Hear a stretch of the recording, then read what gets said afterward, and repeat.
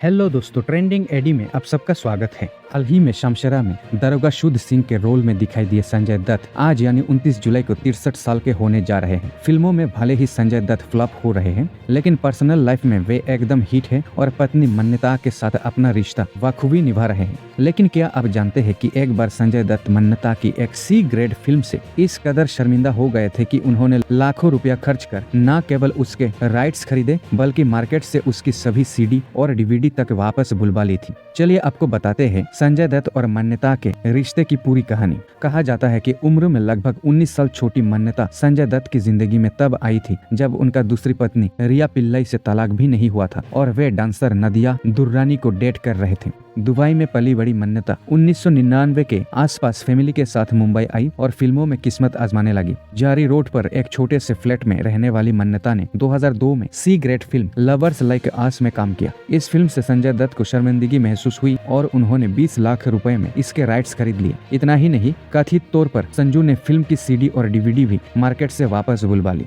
मन्नता का पहला बड़ा ब्रेक प्रकाश झा की अजय देवगन स्टारर फिल्म गंगा जल के गाने अलहर मस्त जवानी से मिला और कहा जाता है कि संजय इस आइटम नंबर से भी काफी शर्मिंदा हुए थे। यहाँ तक कि खुद प्रकाश झा ने गाने की आलोचना की थी। फिर बताया जाता है कि मन्नता चुपके चुपके संजय दत्त के घर जाया करती थी। जब जब संजय दत्त की गर्लफ्रेंड नदिया दुर्रानी शहर से बाहर होती थी तब तब मन्नता वहाँ ठहरा करती थी। वे संजय दत्त का किचन तक संभालती थी। संजय उस वक्त नहीं जानते थे कि क्या करना चाहिए, क्योंकि एक और नदिया थी जो उनका क्रेडिट कार्ड लेकर शॉपिंग पर निकल जाती थी और दूसरी और मन्नता जिन्होंने कभी उनसे क्रेडिट कार्ड जैसी चीजों के बारे में पूछा ही नहीं, बस उनकी पसंद का खाना बनाकर खिलाती थी। 2005 में मन्नता और संजय दत्त सीरियस रिलेशनशिप में थे और 2006 में स्टार स्क्रीन अवार्ड में साथ आकर उन्होंने इस पर आधिकारिक मोहर लगा दी। मन्नता अब संजय दत्त की जिंदगी की बस बन गई थी। वे उनके खाने से लेकर उनका घर, कपड़े, फाइनेंस और करियर सब मैनेज कर रही थी। उनके चलते संजय दत्त की जिंदगी में अनुशासन आया, पार्टियों और शराब पर कंट्रोल हुआ। सिर्फ संजय दत्त के सच्चे दोस्त ही अब उनके दरवाजे तक आ पाते थे।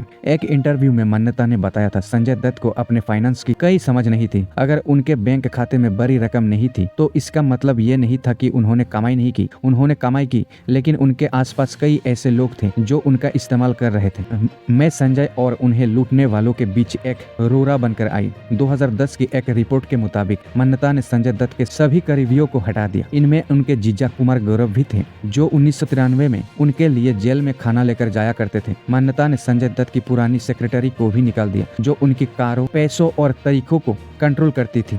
मन्नता ने सब कुछ अपने साथ में ले लिया। दावा यहाँ तक किया जाता है कि उसके बाद से संजय दत्त ने अपनी हर फिल्म की कमाई मन्नता के हाथ में देनी शुरू कर दी थी। संजय दत्त के करीबियों और बहनों को उनकी जिंदगी में ये नई महिला रास नहीं आ रही थी। यही वजह है कि जब 7 फरवरी 2008 को उन्होंने मन्नता से गोवा में सिविल सेरेमनी के अंतर्गत शादी की तो दोनों बहनें इसमें शामिल नहीं हुई थी। कथित तौर पर उन्हें शादी की बात मीडिया रिपोर्ट से पता चली थी। बाद में जब 11 फरवरी को संजय दत्त ने मन्नता से हिंदू रिवाज के अंतर्गत शादी की तो दोनों बहनें इनविटेशन मिलने के बावजूद भी नहीं पहुंची। संजू के खास दोस्त सुनील शेट्टी ने इस शादी में कन्यादान किया था। संजय दत्त की फैमिली अब मन्नता को उनकी लाइफ पार्टनर के रूप में स्वीकार कर चुकी है। यहाँ तक कि संजू और उनकी पहली पत्नी ऋचा शर्मा की बेटी त्रिशाला भी मन्नता और उनके बच्चों शाहरान, इकरा के साथ घुल मिल गई है।